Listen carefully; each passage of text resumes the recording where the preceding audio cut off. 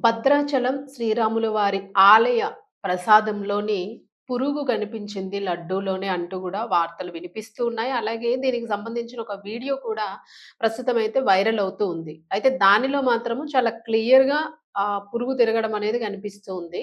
అలాగే భక్తుడు గూడా చెప్తూ ఉన్నాడు. దీనికి సంబంధించి పురుగు ఒక జీడిపప్పు జుట్టు చూడండి ఎట్లా తిరుగుతుంది అని జెప్పేసి.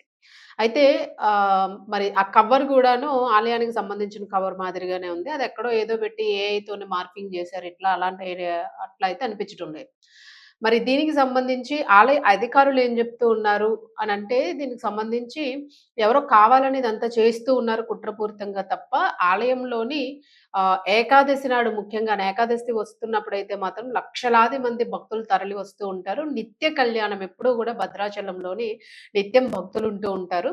మరి ఇది ఎవరో కావాలని చేసిన కుట్ర అని జెప్పేసి అంటూ ఉన్నారు. అలాగే ప్రసాదం చేసే ఆ సెక్షన్ ఏదైతే ఉంటుందో, ఆ ప్రసాదం చేసే సెక్షన్‌లో మాత్రము పూర్తిగా అంతా చాలా హైజినిక్‌గా ఉంటుంది. అన్ని రకాల కఠినమైన నిబంధనలతోని మేము ప్రసాదాన్ని తయారు చేస్తాము. అలాగే ఎప్పటికప్పుడు ప్రసాదము అయిపోతూ ఉంటుంది. నిల్వ ఉండే ప్రసక్తే లేదు. చేసినవి చేసినట్టు అయిపోతూ ఉంటాయి. అసలు భక్తులకి ఇవ్వడానికి సరిపోవు గూడాను ఒక్కొక్కసారి అవి అని జెప్పేసి వారు చెప్తున్న మాట. చాలా హైజీన్‌గా ఉంటుంది అని జెప్పేసి. అలాగే వాటిని నిల్వ ఉంచే గదుల్ని గూడాను ఎక్కడైతే ఆ ట్రేస్‌లోని లడ్డూలన్నీ నిల్వ బెడతారో ప్యాకింగ్స్ అవి చేస్తూ ఉంటారో, మరి వాటిల్లో గూడాను చాలా హైజినిక్‌గా ఉంచుతాము. ప్రతి గదిని అలాగే ట్రేస్‌ని గూడాను చాలా నీట్‌గా మెయింటైన్ చేస్తూ ఉంటాము అని జెప్పేసి వీరైతే చెప్పడం జరిగింది మరి.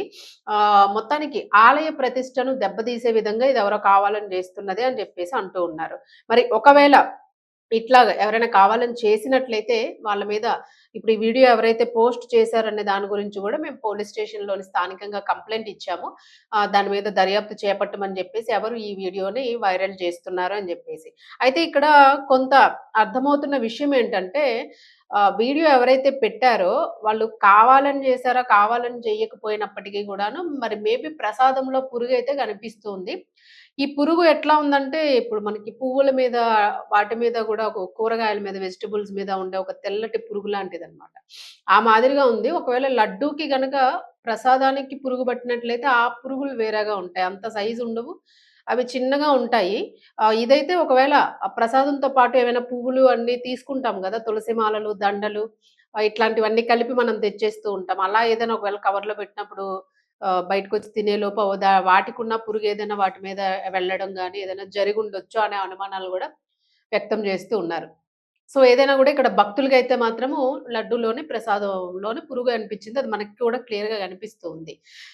సో, మరి దీని మీద ఖచ్చితంగా ఎందుకంటే ఒక పక్క తిరుమల తిరుపతి దేవస్థానం మీద గూడా తీవ్ర ఆరోపణలొస్తూ ఉన్నాయి. ఈవెన్ ప్రసాదము, లడ్డూలు లడ్డూకి సంబంధించి అలాగే అక్కడ ఆలయంలోని వీఐపీస్‌కి గాని, భక్తులకు గాని ఇచ్చే ఆ పట్టు కండువాలు ఏవైతే ఉంటాయో అవి గూడా పట్టు కాదు, సిల్క్ ఇది పాలిస్టరు పట్టు కాదు అని జెప్పేసి వస్తూ ఉన్నాయి. దాని మీద గూడా ఒక పక్క విచారణ జరుగుతోంది. మరి కోట్ల ఆదాయము వచ్చే ఆలయాలు ఎందుకంటే భక్తులందరూ గూడా ముడుపులు చెల్లించుకుంటూ ఉంటారు. దక్షిణలు వేస్తూ ఉంటారు. పూర్తిగా ప్రపంచం మొత్తం మీద ఉన్న భక్తులందరూ గూడా ఈ తిరుమల, తిరుపతి అలాగే భద్రాద్రి ఇటువంటి ఆలయాలకన్నిటికి గూడా వస్తూ ఉంటారు. మరి ప్రస్తుతము టూరిజం గూడా చాలా పెరిగింది. ఎవరు గూడా ఎప్పుడో ఒక తిరుపతెళ్ళాలన్నా, భద్రాచలం వెళ్ళాలని ఇట్లాంటివి వెళ్ళాలంటే ఒక లాంగ్ టూర్‌కి ఒక 2, 3 సంవత్సరాల క్రితం నుంచి ప్లాన్ జేసుకుంటేనే గాని అయ్యేవి గాదు. ఇప్పుడేంటంటే ప్రతి ఒక్కళ్ళు గూడా టూరిజం పెరిగింది. ప్రతి ఆలయాన్ని, ప్రతి ప్రదేశాన్ని గూడా వాళ్ళు ఎంజాయ్ జేయడానికి ప్రయత్నం జేస్తూ ఉన్నారు.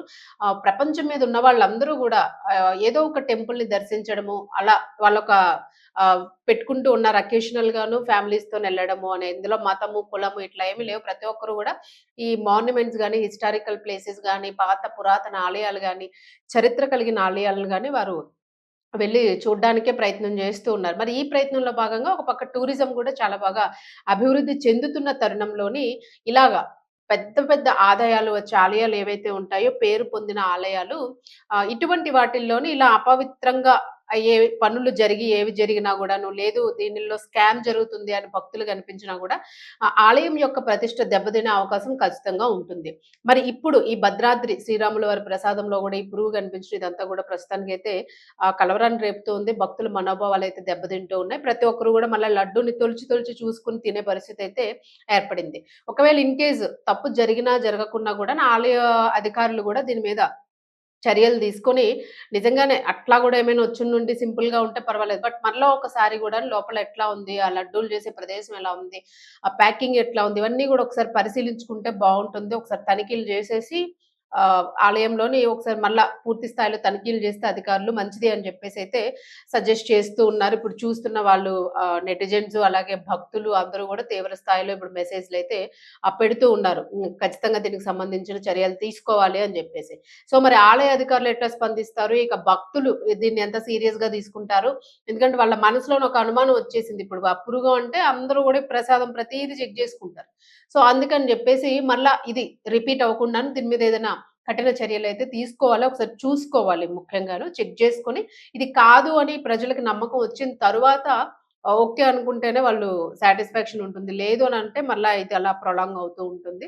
సో, ఇలాంటి సమస్యలు ఆలయాల్లో రాకుండా సిబ్బంది ఎప్పుడు గూడా అప్రమత్తంగా ఉండడం మంచిది అనేది ఉద్దేశాన్ని గూడా తెలియజేస్తూ ఉన్నారు. సో, అదండి మొత్తానికి తిరుమల, తిరుపతి ఒక పక్క నడుస్తా ఉంది. మరో పక్క ఇప్పుడు భద్రాచల ప్రసాదంలో భక్తులకి ఇబ్బంది కలుగుతున్న పరిస్థితి. సో, ఎందుకైనా మంచిది లడ్డూలు తినేటప్పుడు అది గూడా మనం గూడా చూసుకోవడం బెటరు అని జెప్పేసి అంటూ ఉన్నారు. సో, చూద్దాం మరి ఏం జరుగుతుంది? వీళ్ళెలాంటి చర్యలు తీసుకుంటారు అనేది.